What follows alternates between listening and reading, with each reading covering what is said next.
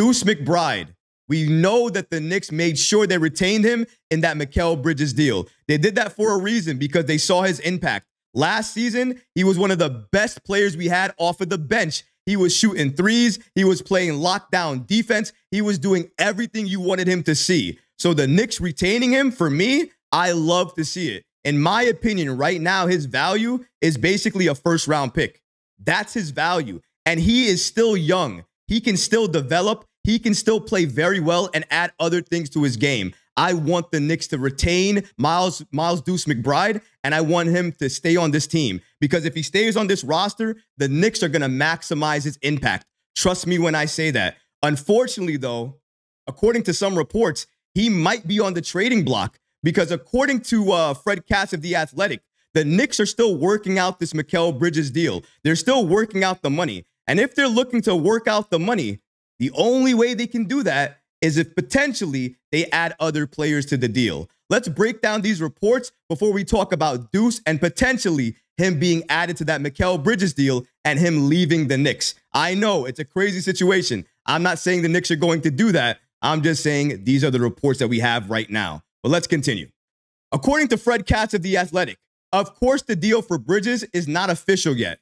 The Knicks have searched for ways to add money to the trade in the 2 days since agreeing with the Nets.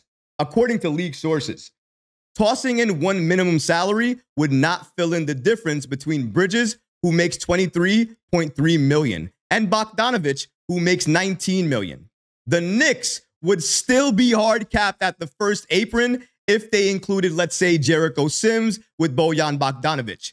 Adding 2 or more minimums would not be legal because this is the NBA, where frustrating collective bargaining quirks disallow all of your best trade ideas. The Knicks are trying their best at this point in time to include as much as they can in the trade without including core significant pieces. Miles McBride right now for this Knicks team is a core piece. We all know that. He's played like one, he looks like one, and clearly his impact in the playoffs, sometimes being better than Dante DiVincenzo, we all saw that, right? He's made a name for himself, and that's why I want the Knicks to retain him. But as we continue here, you can see why the Knicks may have to include him in the deal, and not because they want to, just because of cost. Shout out to Fred Katz again for giving us more information here. The team did discuss the possibility of including Miles McBride in the Mikal Bridges trade. And not because they are itching to trade away the 23-year-old, but because of the contract. Only $13 million over the next 3 seasons. Again, he has a small contract, but it's math. If the Knicks wanted to, the Knicks could find a third team to route McBride to, acquire a future first-round pick in the process, and avoid the first apron hard cap.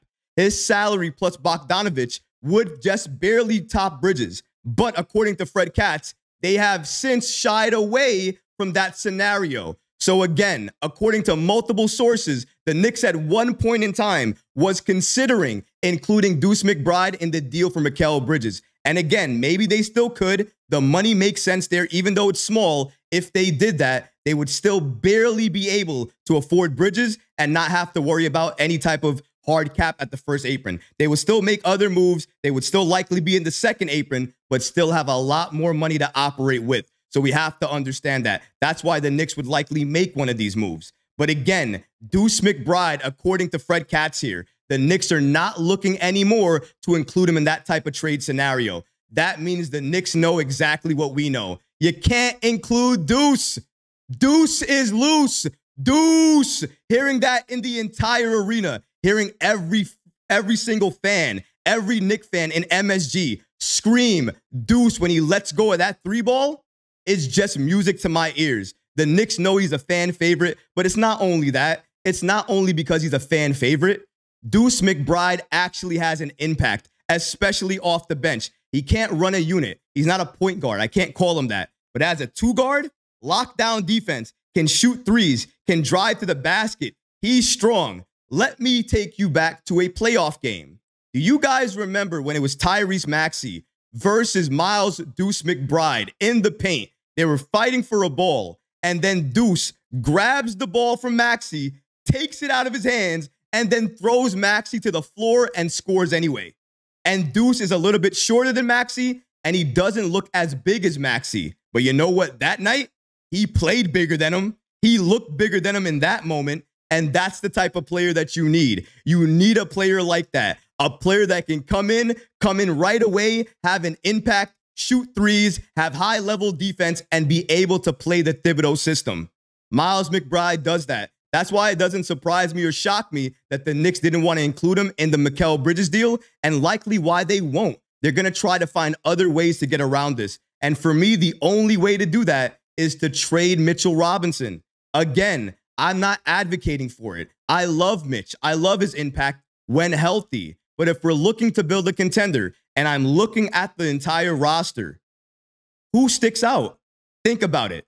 Mitchell Robinson, his contract, the fact that you could sell other teams, that he is a very good defender when healthy, he could likely get you a lot of value back right now, and that value can help your team in the future.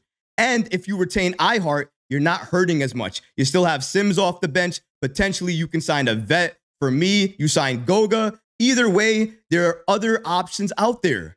There are other quality bigs out there. You could go after a number of different players, add them to this team, and make sure we're still good off the bench and not have to worry about potentially paying somebody $14 to $15 million a year and not know how many games he's going to be available for. That's the risk you run with Mitchell Robinson. I don't care how good he is when available. When available, gets less and less each year. Who's going to start acknowledging that?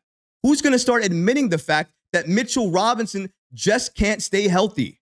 The Knicks need to trade him, need to either get assets back or get a significant piece back that they can use moving forward. That's the only thing they should be worried about and focused on right now. Other than that, they shouldn't be thinking about trading Deuce McBride. They shouldn't be thinking about any other type of players. They should also be thinking about re-signing iHeart. That's another major part there. I want to go over to another video that we have, actually. And this is showing Deuce McBride. Deuce McBride actually recently had surgery on his toe, his left pinky toe, if you guys didn't know. So he had surgery on that pinky.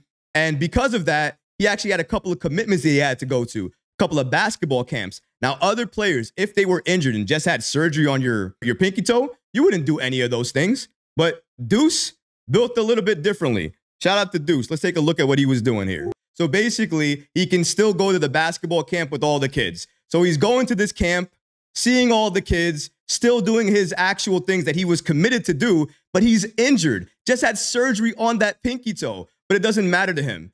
All that matters to him is the kids and making sure he goes there for them. You got to appreciate Deuce McBride for that, man. Love him for that. Love that we have a player like Deuce that's willing to do things like this, because let's face it, not a lot of players, not many players would actually go ahead and go out and do commitments like this after you get surgery. It's so easy to get somebody to replace you and say, well, listen, I can't go there anymore. But Deuce is not built that way, man. You gotta love it. If you enjoyed these clips from the live show, be sure to subscribe to the channel and have notifications turned on so you don't miss any new episodes or when we go live.